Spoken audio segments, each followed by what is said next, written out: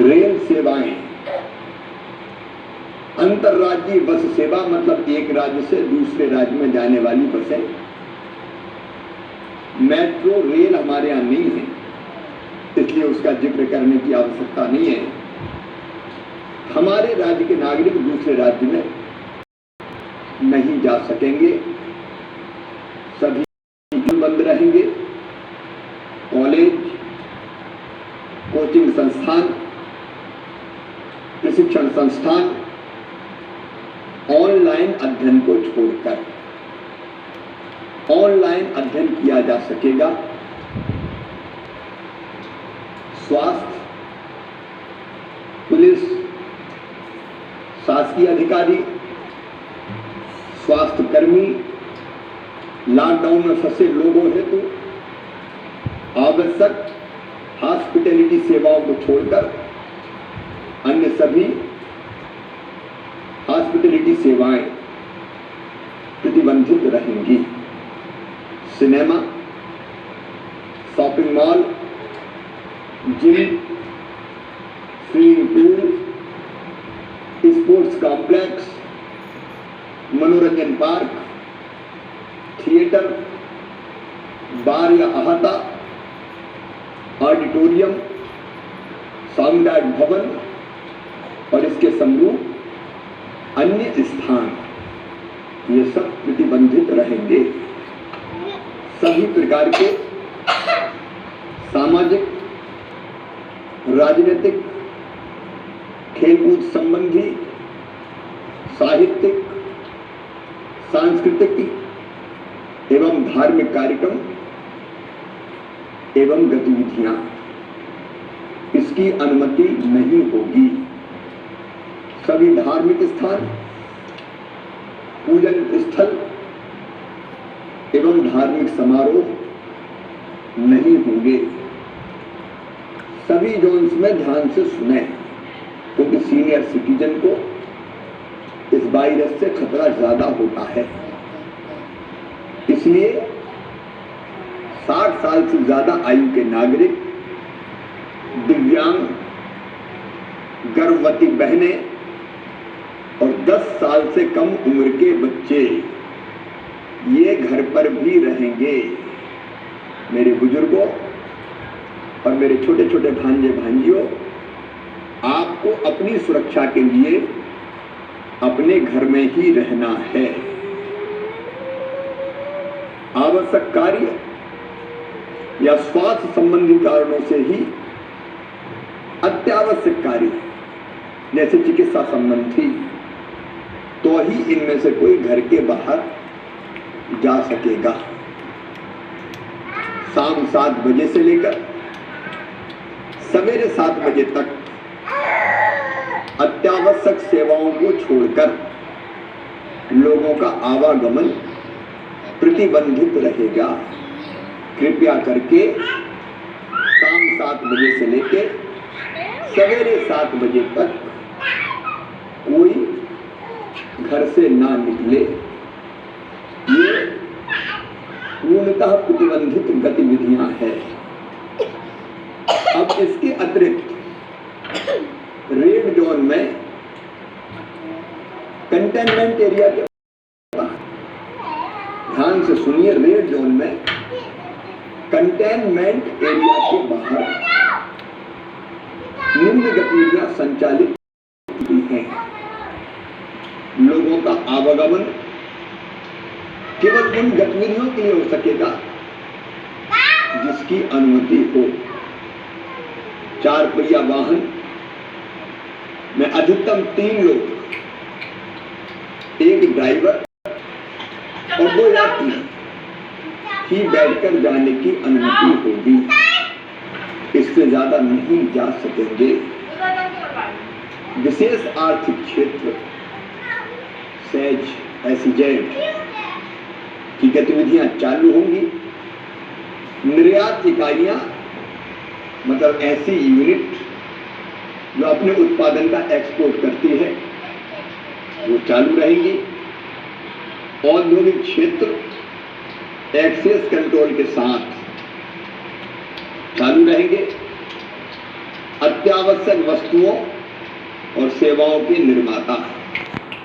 ऐसे उद्योग जिनमें उत्पादन की निरंतरता आवश्यक है।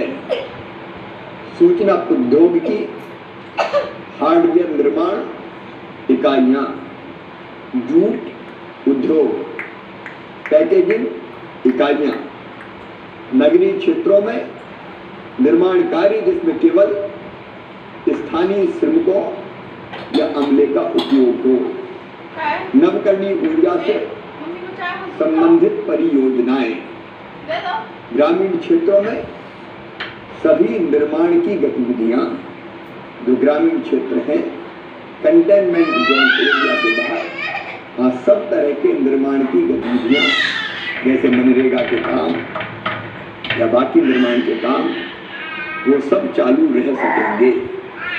आवश्यक वस्तुओं का विक्रय करने वाली दुकानें, ये जरूरी चीजें हैं, उनको बेचने वाली दुकानें, ग्रामीण क्षेत्रों में सभी प्रकार की दुकानें, सभी तरह की दुकानें खुल सकेंगी। अत्यावश्यक सेवाओं से जुड़ी ई कॉमर्स गतिविधियां, निजी कार्यालय 33% अमले के साथ, पूरे अमले के साथ नहीं, सरकारी कार्यालय उप सचिव एवं उच्च स्तर पर 100% उपस्थिति के साथ एवं शेष 33% अमले के साथ ये रेड जोन में कंटेनमेंट एरिया के बाहर ये गतिविधियां संचालित हो सकेंगी। कंटेनमेंट जोन में प्रवेश और निकास का द्वार एक ही होगा, पूरी तरह से सील करके रखा जाएगा। केवल अत्यावश्यक सेवाओं और मेडिकल इमरजेंसी के लिए लोगों को आवागमन की अनुमति होगी। आने और जाने वाले प्रत्येक व्यक्ति का रिकॉर्ड रखा जाएगा। अब ऑरेंज जोन कंटेनमेंट एरिया के बाहर संचालित हो सकती है। जो मैंने बताई वो सारी गतिविधियां रेड जोन में चालू रहेंगी, वो तो रहेंगी, लेकिन उसके अतिरिक्त ऑरेंज जोन में टैक्सी और कैब में अधिकतम 3 लोग, एक ड्राइवर और 2 यात्री बैठकर जाने की अनुमति होगी। एक जिले से दूसरे जिले में लोगों का आवागमन केवल उन गतिविधियों के लिए हो सकेगा जिसकी अनुमति हो। उन क्षेत्रों में भी, इन क्षेत्रों में कृषि से संबंधित सभी कार्य, सभी प्रकार की दुकानें, आवासीय परिसरों में शॉपिंग कॉम्प्लेक्स, कपड़े की दुकानें, बिजली की दुकानें, मार्केट के बाहर स्थापित एकल दुकान, मार्केट नहीं खुलेगा, लेकिन मार्केट के बाहर अलग अलग दुकान होती है, वो एकल दुकानें, ऑटो रिक्शा, नगर सेवा की बसें एवं समस्त प्रकार के उद्योग, सभी निर्माण कार्य, मनरेगा के कार्य आदि सभी प्रकार की गतिविधियों की अनुमति होगी। ये गतिविधियां चालू की जा सकेंगी। और बहनों, भाइयों, बेटे बेटियों, ग्रीन जोन में वो गतिविधियां तो चालू रहेंगी जो रेड जोन में और ऑरेंज जोन में चालू रहेंगी, लेकिन उनके अतिरिक्त सभी प्रकार की गतिविधियां ग्रीन जोन में संचालित की जा सकती हैं। जैसे कृषि से संबंधित सभी कार्य, सभी प्रकार की दुकानें, आवासीय परिसरों में शॉपिंग कॉम्प्लेक्स, मॉल नहीं, आवासीय परिसरों में शॉपिंग कॉम्प्लेक्स, मार्केट कॉम्प्लेक्स के बाहर स्थापित एकल दुकानें, मतलब अकेली दुकान, ऑटो रिक्शा, नगर सेवा की बसें, वस्त्र उद्योग, समस्त निर्माण कार्य, वाहन शोरूम, उपकरण मरम्मत, वाहन सर्विसिंग, मनरेगा के कार्य, सभी प्रकार की गतिविधियां एक्सेस कंट्रोल के साथ औद्योगिक क्षेत्र, आवश्यक वस्तुओं सेवाओं के निर्माता, ऐसे उद्योग जिनमें उत्पादन की निरंतरता है, सूचना प्रौद्योगिकी और हार्डवेयर निर्माण की इकाइयां, और ग्रीन जोन में 50% क्षमता के साथ बसें भी चलेगी। मतलब जो जिले ग्रीन जोन में आते हैं उनमें परिवहन की बसें चलेंगी, लेकिन अगर बस 50 सीटर है तो केवल 25 यात्री उसमें बैठेंगे। फिजिकल डिस्टेंसिंग का पालन करते हुए भर के नहीं जाएंगे, सारी सीट नहीं भरेंगी। बस डिपो भी 50% क्षमता के साथ संचालित हो सकेंगे। विवाह कार्यक्रम में जिला कलेक्टर अधिकतम 50 व्यक्ति को शामिल होने की अनुमति देंगे। अब विवाह कब तक आखिर होंगे, इसलिए ग्रीन जोन में 50 लोगों के साथ वर पक्ष वधू पक्ष के 25-25 विवाह संपन्न हो सकेंगे। और बाकी स्थानों पर भी ऑरेंज जोन में कंटेनमेंट एरिया के बाहर, रेड जोन में कंटेनमेंट एरिया के काफी बाहर यहाँ सुरक्षित विवाह संपन्न हो सकते हैं। बहुत कम संख्या में रेड जोन में 5-5 की संख्या हो सकती है, लेकिन अनुमति लेके होंगे। लेकिन ग्रीन जोन, ऑरेंज जोन में कंटेनमेंट एरिया के बाहर, ऑरेंज जोन में, ग्रीन जोन में तो कंटेनमेंट एरिया है नहीं, विवाह किए जा सकेंगे।